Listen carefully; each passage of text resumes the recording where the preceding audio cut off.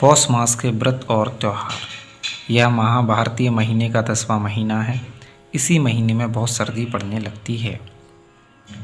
मलमास, जब धन की संक्रांति लगती है तभी मलमास शुरू होता है और मकर की संक्रांति लगते ही मलमास समाप्त हो जाता है।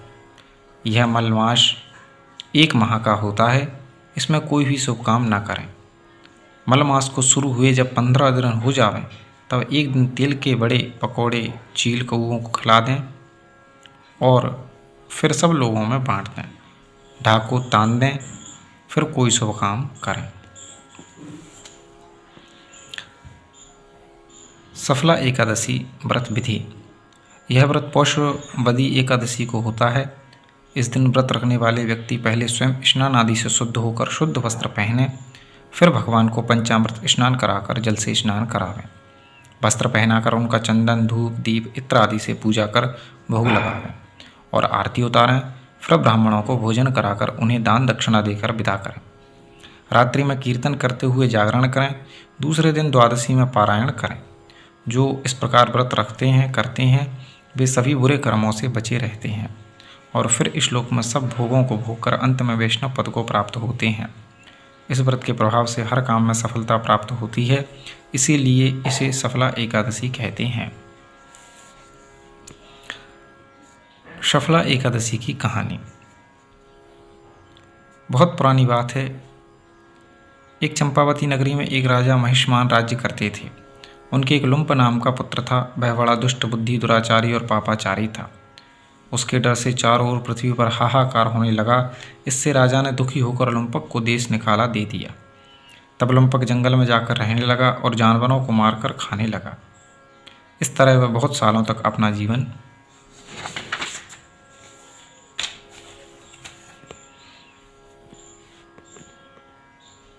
निर्वाह करता रहा। उस वन में एक पीपल का बहुत बड़ा वृक्ष था। उस पर देवताओं का वास था।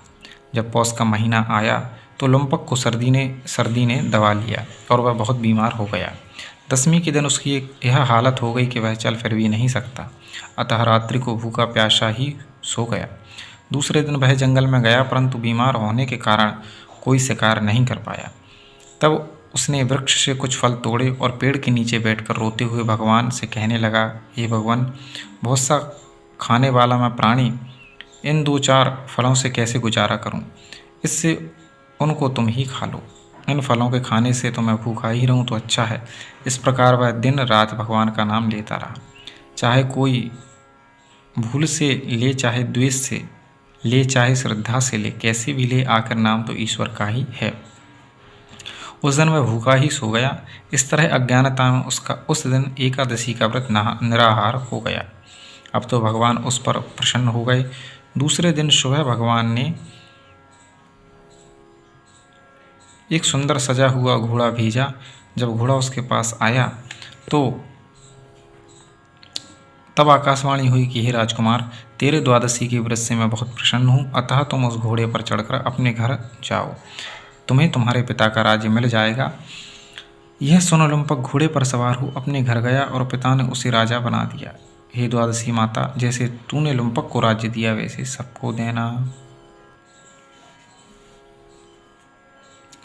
महागौरी व्रत एवं पूजन। यह व्रत पौष शुद्धि तीज को किया जाता है। इस दिन माँ गौरी की वस्त्र, रोली, चावल, पुष्प आदि से पूजा करें। सुगंधि दें, दीप जलावें, सिंदूर दें, सुहाग पिटारी आदि चढ़ावें। इस प्रकार जो स्त्री गौरी पूजन करती है वह सुख सौभाग्य को प्राप्त होती है और अपने पति की प्यारी होती है। अंत में गौरी लोक प्राप्त कर अनेक सुख भोगती है। पुत्रदा एकादशी व्रत। यह व्रत पौष शुद्धि एकादशी को होता है। इस दिन चक्रधारी भगवान विष्णु को पंचामृत से स्नान कराकर अच्छे आसन पर बैठावें। अच्छे अच्छे वस्त्रों से सजावें। फिर धूप, दीप, तुलसी, फूल, चंदन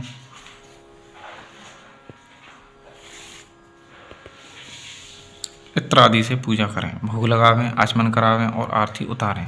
पश्चात ब्राह्मणों को भोजन करावें और श्रद्धानुसार उन्हें दान दक्षिणा देकर विदा करें। दिन में कीर्तन करें और रात्रि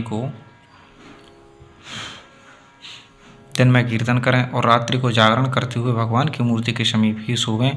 दिन में केवल फलाहार करें। इस प्रकार जो व्रत रखते हैं उनको मोक्ष प्राप्त होता है और जो निसंतान होते हैं उन्हें संतान की प्राप्ति होती है। पुत्रदा एकादशी की कहानी।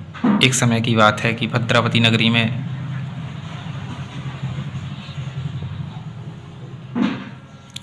सुकेतुमान राजा राज्य करते थे। उनकी स्त्री का नाम शैब्या था। वे दोनों बहुत धर्मात्मा और दानी थे। इनके राज्य में सभी सुखी थे, परंतु राजा रानी दोनों निसंतान होने के कारण बहुत दुखी थे। अतः वे दोनों अपने राज्य को मंत्रियों को सौंपकर वन को चल दिए। वन में जाकर उन्होंने अपने प्राण त्यागने चाहे, लेकिन उन्हें तुरंत ही याद आया कि वे आत्महत्या कर रहे हैं और आत्महत्या के बराबर कोई महापाप नहीं है। यह सोचते हुए वे दोनों आगे गए। वहाँ उन्होंने देखा कि यहाँ मुनियों का आश्रय है और एक तालाब भी बना हुआ है। राजा और रानी वहाँ पहुँचे और जाकर मुनियों को प्रणाम करके वहीं बैठ गए। मुनियों ने उन्हें दुखी देखकर अपने योग बल से राजा के दुख का कारण जान लिया और कहने लगे, हे राजन, आज तुम स्नान करके भोजन करो।